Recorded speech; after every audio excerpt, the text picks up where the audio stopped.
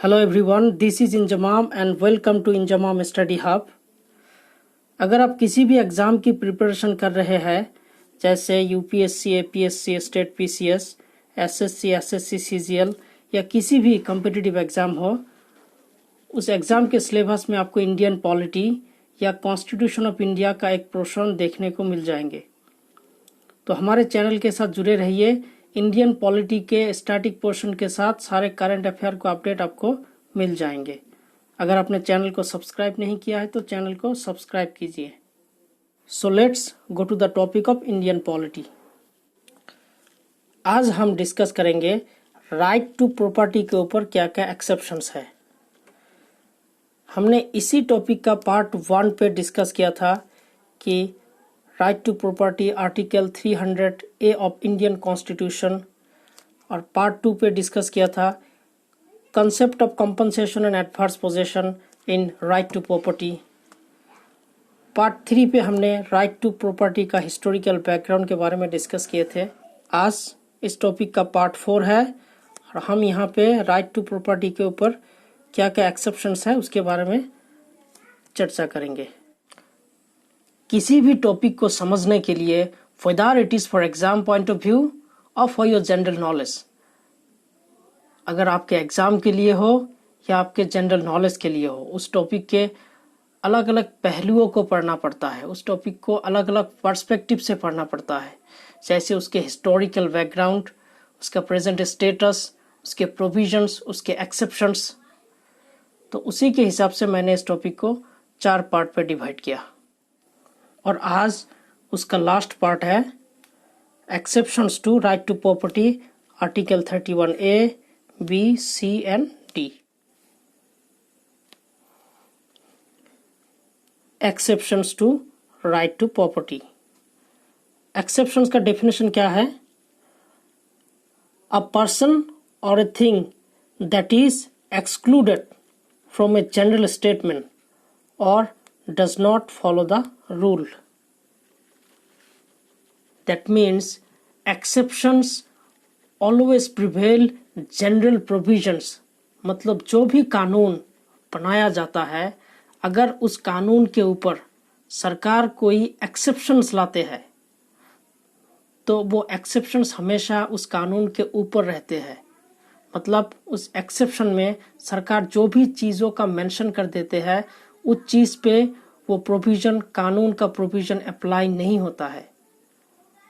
तो इसी तरह राइट टू प्रॉपर्टी के ऊपर अलग अलग समय पे अलग अलग सरकार के द्वारा अलग अलग एक्सेप्शंस लाया गया है। और पहला एक्सेप्शंस है article 31A। Article 31A was added by first Constitutional Amendment Act 1951 by Nehru government. 1951 में कॉन्स्टिट्यूशन का जो भी पहला अमेंडमेंट आया था, उस अमेंडमेंट में आर्टिकल 31A को ऐड किया गया था। अब आर्टिकल 31A के कॉन्टेक्स्ट के बारे में बात करते हैं।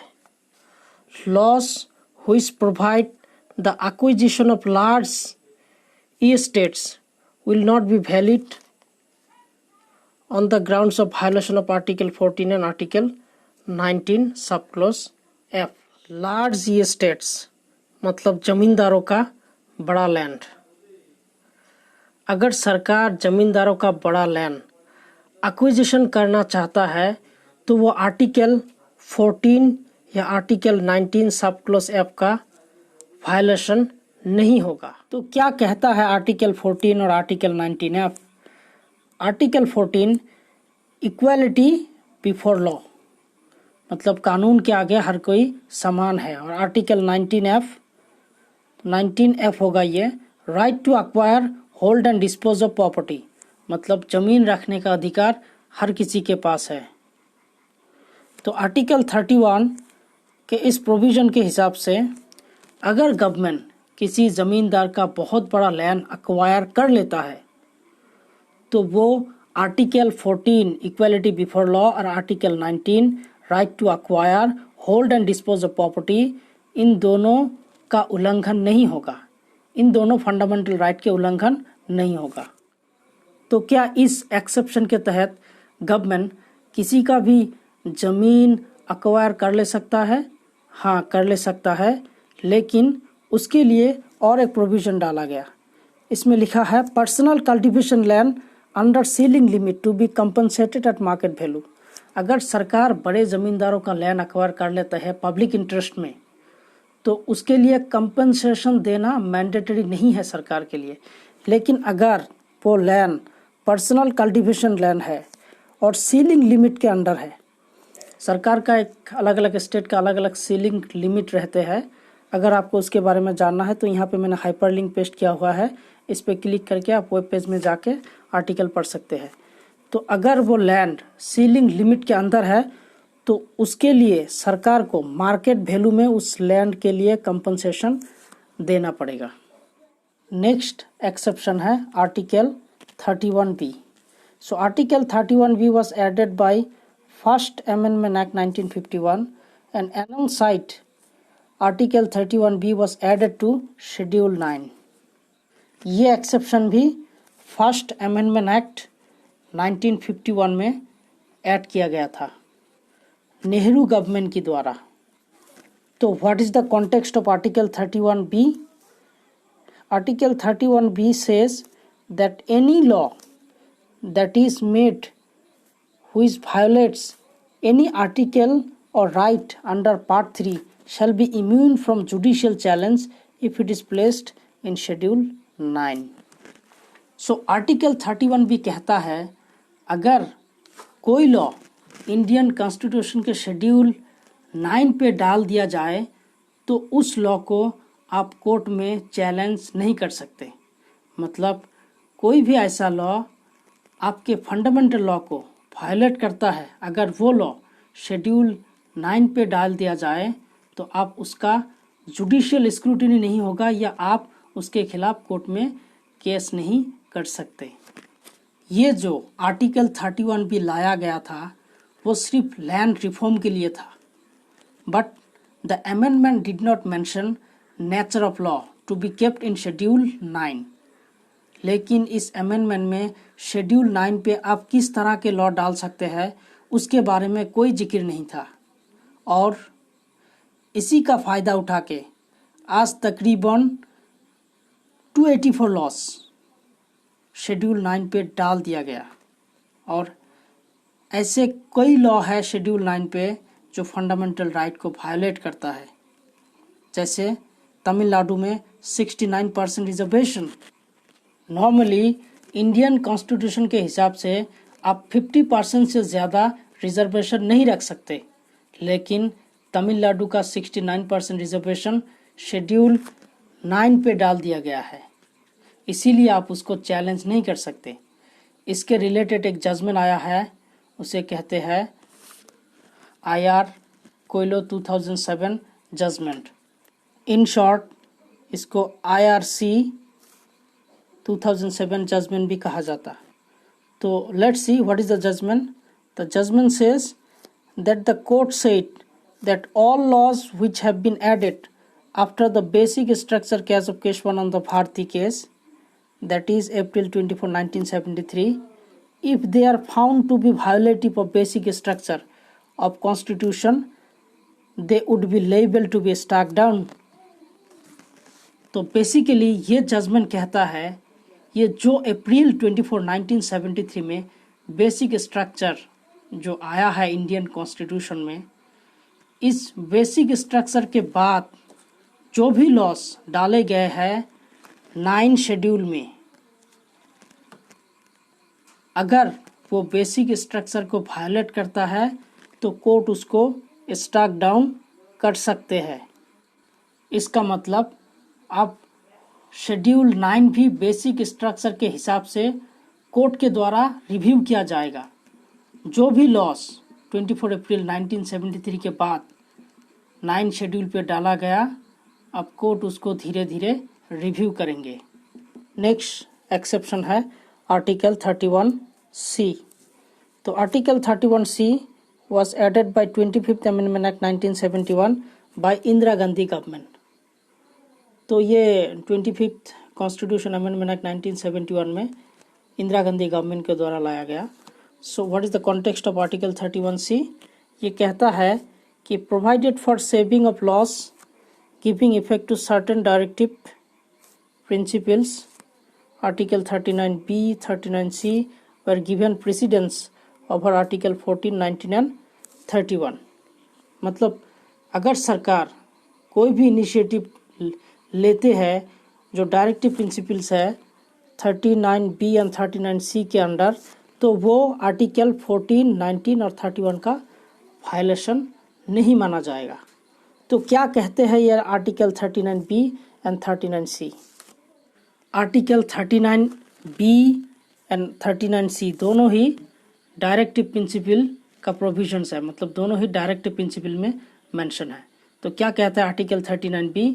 That the ownership and control of material resources of the community are so distributed as based to subserve the common good. मतलब देश में जो भी जमीनें मटेरियल रिसोर्सेज इधर उधर है, हम जनता की भलाई के लिए या पब्लिक इंटरेस्ट में सरकार उसको इधर उधर कर सकते हैं। And 39C that the operation of the economic system does not result in the concentration of wealth and means of production to the common detriment. These are sometimes called charter of social and economic justice। मतलब वही किसी के पास ज़्यादा wealth जमा ना हो या social के साथ इकोनॉमिक जस्टिस भी रहना। तो मतलब अगर मैं आर्टिकल 39B और C जो डायरेक्टिव प्रिंसिपल और स्टेट पॉलिसी में मेंशन है, इस दूसरों को मैं सिंपल भाषा में कहूँ तो सरकार जो भी मटेरियल है रिसोर्सेज प्रॉपर्टी उसको इकोनॉमिक जस्टिस के लिए रीडिस्ट्रीब्यूट कर सकता है, मतलब अमीर से लेकर गरीबों में बांट दे सकता है, रीडिस्ट्रीब्यूट उसको कर सकता है। ये है सरकार का fundamental directive principle of state policy DPSP। अब जो लास्ट एक्सेप्शन है वो है आर्टिकल 31D। इसको लाया गया है इंदिरा गांधी गवर्नमेंट के द्वारा। तो पहला जो आर्टिकल 31A एंड B है वो नेहरू गवर्नमेंट के द्वारा लाया गया था और article 31C and D Indira Gandhi government के द्वारा लाया गया है। ये कब लाया गया? 42nd कॉन्स्टिट्यूशन अमेंडमेंट एक्ट 1971 में लाया गया है। और इसका कॉन्टेक्स्ट क्या है? Any law in the context of checking anti national activity shall not be violative on the grounds mention in article 14 and 19।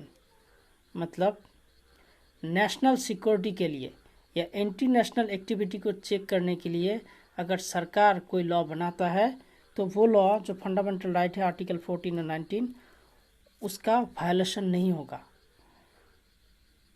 तो एक्चुअली इस लॉ को बाद में खुद ही उसको उसी के द्वारा रिपील किया गया है।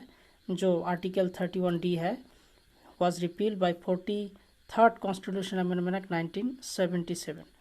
मतलब सरकार नेशनल सिक्योरिटी के नाम लेकर कोई भी लॉ जनता के अगेंस्ट पास कर देगा और कहेगा कि ये आर्टिकल जो फंडामेंटल राइट है आर्टिकल 14 और 19 का वायलेशन नहीं है क्योंकि ये बात नेशनल सिक्योरिटी का है।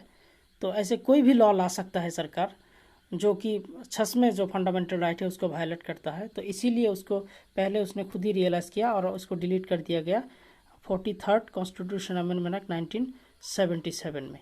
तो इसको याद रखने की ज़रूरत नहीं है, आपको सिर्फ article 31A, B and C तक ही रुक जाना है। So exceptions to right to property का हमने article 31A, 31B, 31C and 31D।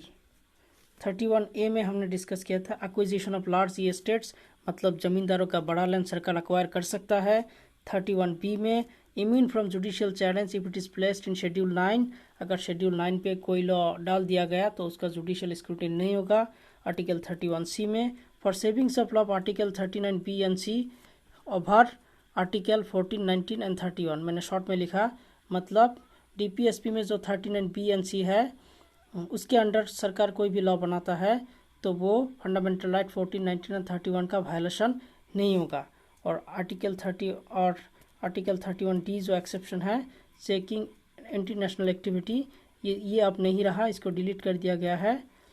तो अगर इस टॉपिक के आपको जो बाकी 3 पार्ट है उस पार्ट का लिंक आपको डिस्क्रिप्शन में मिल जाएगा और इस कंटेंट का PDF भी आपको डिस्क्रिप्शन में मिल जाएगा। So take care and have a good day.